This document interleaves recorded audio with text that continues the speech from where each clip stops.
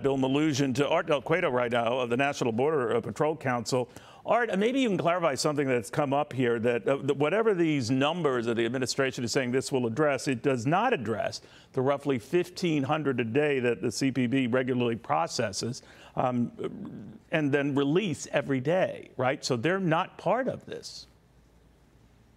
Correct. Not only that, but it's not going to address the gotaways. It's not going to address the millions that this administration has already allowed to come in.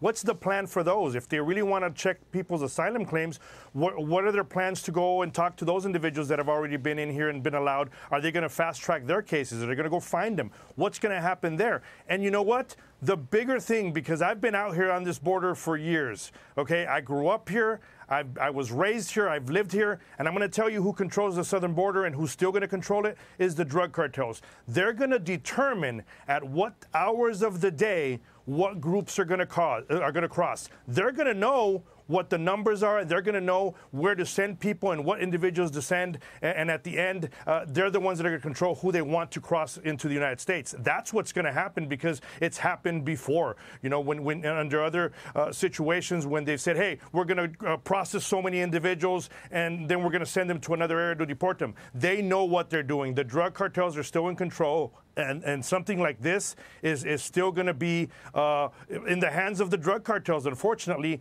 And it's a situation that this administration created. They created this years ago, and now they're barely addressing it. And even then, so, you know, this executive order could have gone further, but they chose not to do that. They just want to do enough. That way they make it to that finish line of the elections. I was intrigued that this does not include everyone you would think, that unaccompanied children would be exempt. And isn't that an engraved invitation for the cartels to take advantage of that? Definitely. So it still puts the lives of the unaccompanied children at risk. That's obviously something that's been seen before. And at the same time, a lot of these unaccompanied children, people need to understand, you're looking at individuals that are 16 and 17 years old many times, and they don't carry IDs. So it's been very easy for a lot of these groups to have adults in these groups and say, hey, he's an unaccompanied child, when realistically, he's not under the age of 18. So where does this go? What do you think happens? Will it do anything with the numbers that routinely already are now over 2,500 a day? So this would be implemented if we had it in effect, like right now.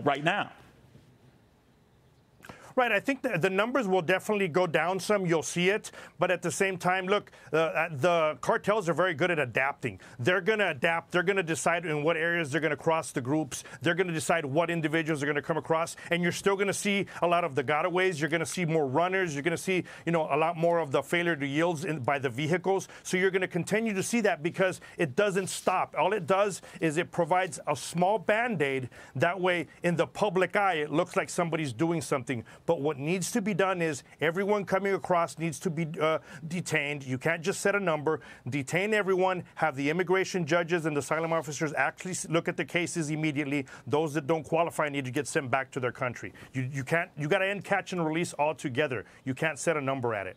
Got it. Art, thank you very much. Art Del Cueto. Hey, Sean Hannity here. Hey, click here to subscribe to Fox News YouTube page and catch our hottest interviews and most compelling analysis. You will not get it anywhere else.